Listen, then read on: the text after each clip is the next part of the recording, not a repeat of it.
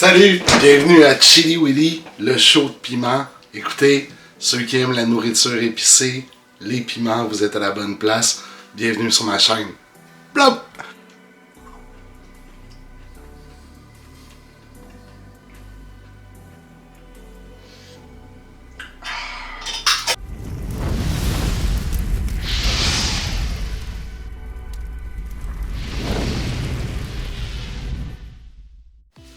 Fait que là, tu dois te demander exactement pourquoi est-ce qu'on part ça en janvier, cette série-là. Tout simplement parce que la saison 2024 va être vraiment importante. Ça va être celle que je vais partir plein de nouvelles sortes de piments, des piments exotiques, ainsi de suite. Mais d'ici là, on observe ma saison 2023, qu'est-ce que j'ai fait comme pouce, quel piment j'ai fait, les recettes que j'ai produites à travers ça. Parce que dans le fond, Chili Willy sait manger des piments épicés, mais c'est aussi cuisiner ces piments-là puis faire de la bouffe épicée de qualité. Fait que tout ça, ça va se passer sur ma chaîne de semaine en semaine. Fait qu'écoutez, si vous n'êtes pas abonné de la chaîne, allez-y, il n'est jamais trop tard pour commencer au premier épisode. Tout ça, on va le vivre ensemble, dans le fond. En 2023, je me suis mis all-in sur les piments. Ça m'a apparu comme logique. J'avais un gros potager, un bel espace là, sur le bord de ma maison. J'ai décidé de faire 25 plants de piments.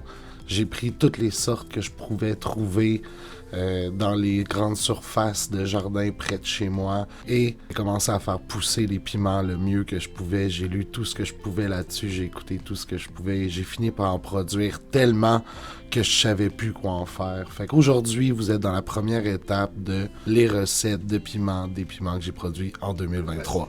Voici mes habaneros. Malheureusement, je peux pas dire que ça a été la saison de ma vie sur les habaneros. J'ai déjà fait des plants habaneros qui étaient fournis de cinquantaine de piments. Cette fois-ci, j'en ai deux vraiment bien mûris. J'en ai quelques autres qui poussent, mais je peux vraiment dire que ça a été une saison super mollo là, pour les habaneros. Fait que comme vous pouvez voir, on passe du vert au orange. C'est des habaneros orange et ils sont magnifiques, là, super belle couleur. Belle grosseur. Fait qu'écoutez, ça, c'est quand même satisfaisant. Je pense que ces deux-là sont mûrs. Fait qu'ils vont être prêts à être récoltés. On va pouvoir faire une petite recette avec ça. On est rendu avec mes deux habaneros là, bien orangés qu'on a récoltés hier. Là, en l'occurrence, comme vous pouvez voir, celui qui avait encore un peu de vert dessus est devenu tout orange depuis ce temps-là. Fait qu'on a deux beaux piments habaneros à faire une recette avec. Le piment habanero, c'est un piment très fort. On va faire une sauce piquante avec. Je vous montre exactement qu'est-ce qu'on utilise pour faire cette sauce piquante-là, mais ça va être une sauce piquante aux ananas. Donc, voici le line-up qu'on va utiliser. Naturellement, j'ai mes deux habaneros. Je vais prendre une carotte, un oignon, et j'ai décidé de prendre quelques autres piments pour compléter. J'ai deux aji rocco. J'ai un piment hongrois inferno, qui est quand même assez orangé. Là. Il va chercher un peu la même teinte que les habaneros. Mais puisque les deux aji rocco sont quand même rouges, puis que je veux garder cette couleur-là, tu sais, de jaune, orange, qui va bien fitter dans une sauce à l'ananas, je vais aussi prendre un cayenne doré. Là. Ce cayenne doré-là va me permettre de ramener un peu de jaune à ma recette. Et naturellement, l'ananas. On ne ferait pas une sauce habanero ananas sans un ananas. Fait qu'écoutez, la première chose qu'on va faire, c'est qu'on va couper tous ces éléments-là et les mettre sur une plaque pour les cuire. Bon, une fois que tous les éléments sont coupés, on va pouvoir mettre ça au four. Là, je le mets à 350 Fahrenheit. Fait qu'écoutez, faites votre conversion si vous fonctionnez en Celsius. On a mes habaneros ici. Sachez que j'ai rajouté aussi 3 baskets of fire là, pour mettre un petit peu plus de orange et de fun dans cette sauce-là. Comprenez qu'on coupe des piments très piquants ici.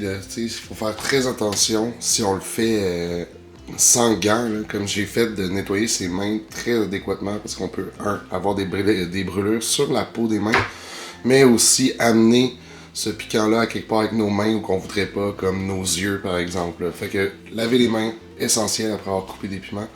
Et maintenant, il me reste plus qu'à enfourner ça là, pour environ 40 à 50 minutes. Là, je dirais que ça fait à peu près un bon 40 minutes que je fais cuire ça.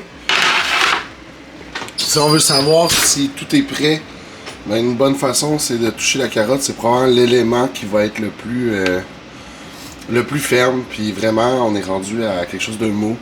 Fait qu'écoutez, on a tout bien cuit ça. Maintenant, ça va être le temps de faire un bon blendage. Donc voilà, une fois qu'on a mis nos légumes qu'on a grillés au four ainsi que nos piments et notre ananas dans le blender. On va rajouter à ça 2 cuillerées à table de sel cachère. Faites attention au sel cachère, c'est un sel qui rend les choses très salées, fait qu'il faut faire attention de ne pas en mettre trop. Donc on va mettre un peu de sel.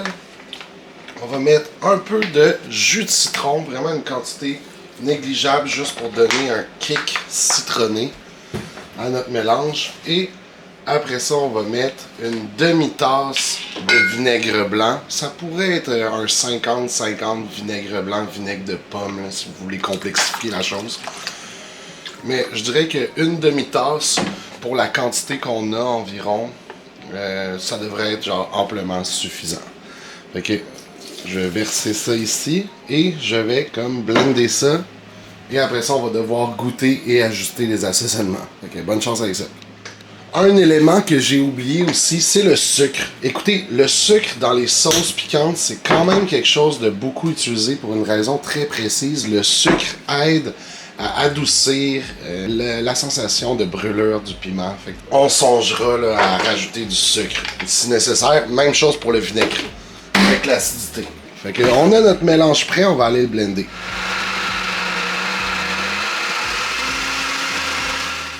Bon, notre mélange est fait, il y a une belle couleur. Là, on vous le dira jamais trop souvent.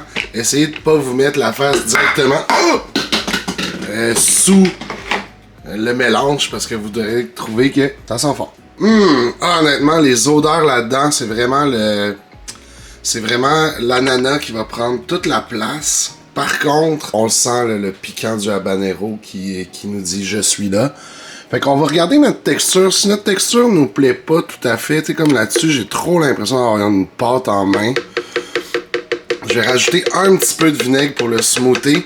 Mais c'est un bon moment pour goûter puis savoir est-ce qu'on trouve ça agréable. Est-ce que c'est assez salé? Est-ce que c'est assez sucré? Écoutez, dans la vie, si tu veux manger épicé, faire des trucs épicés, il faut que tu goûtes ce que tu fais. Écoutez, si vous n'avez pas ce qu'il faut, ben, je veux dire, adoucissez par la suite ou demandez à quelqu'un de goûter à votre place. Dans mon cas, habanero, c'est habanero. J'ai trouvé ça tough à prendre de toute façon.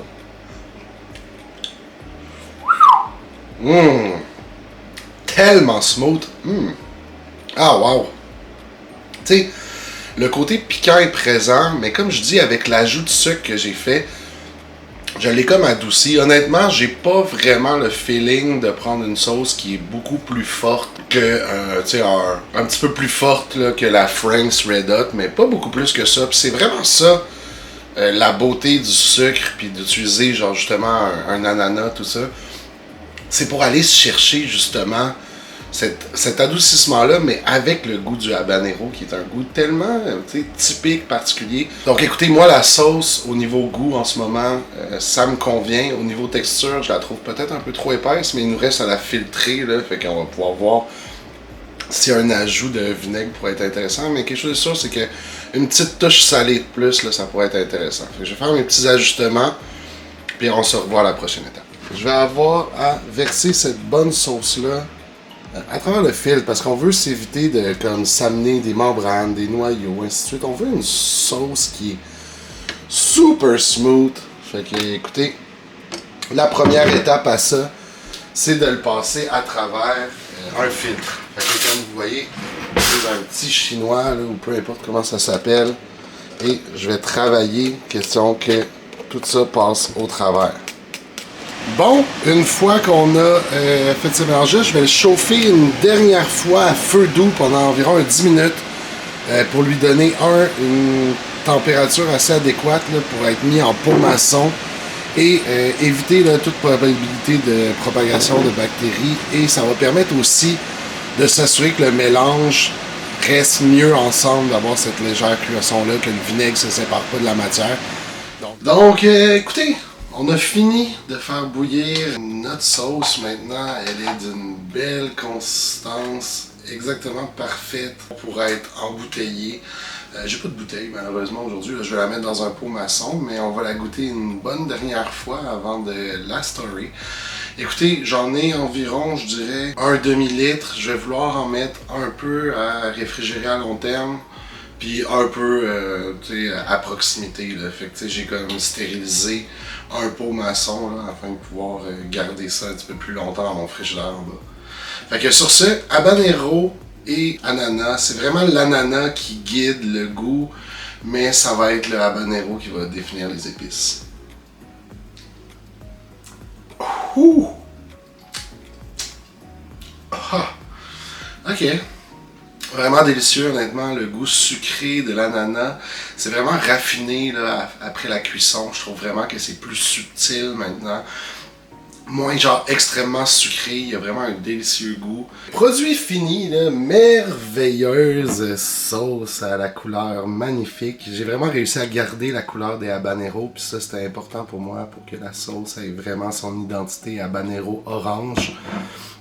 Mais elle va être magnifique à partir de maintenant et à utiliser de bien des façons à bien des moments. Écoutez, c'est déjà tout pour l'épisode d'aujourd'hui. Je vous invite à laisser un commentaire, un like et on se revoit la semaine prochaine. Bye!